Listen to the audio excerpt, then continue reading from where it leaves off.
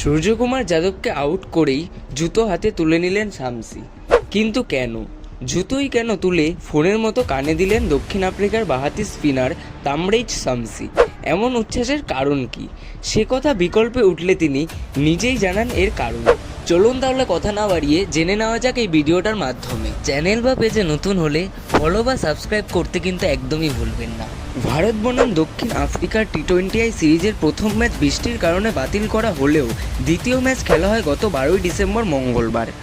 জয়সওয়াল গিলের মতো ফর্মে থাকা তরুণ ওপেনাররা 0 রানের বিনিময়ে আউট হয়ে প্যাভিলিয়নে ফিরে গেলেও বর্তমান টি-20 সিরিজের নেতৃত্ব দেওয়া সূর্যকুমার যাদব ম্যাচের হাল শক্ত করে ধরে রেখেছিলেন।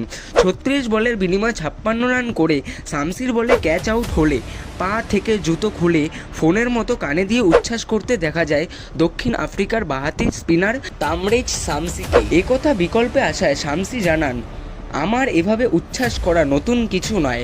আগে উইকেট নেওয়ার পর এভাবেই জুতো কানে ধরে উচ্ছ্বাস করতাম।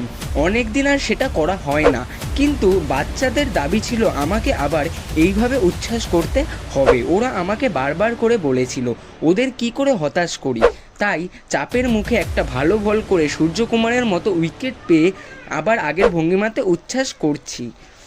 কিন্তু তার জন্য আমি সূর্যকুমারকে কোনো রকম আঘাত করার চেষ্টা করিনি। সূর্যকুমার যাদব একটি দুর্দান্ত ব্যাটার, মঙ্গলবার সেটা আবারও তিনি প্রমাণ করে দিয়েছে। তবে আমার এই উচ্ছ্বাস কোনো খারাপ উদ্দেশ্য ছিল না। ভিডিওটা ভালো লাগলে একটা লাইক করে জানাবেন। ধন্যবাদ।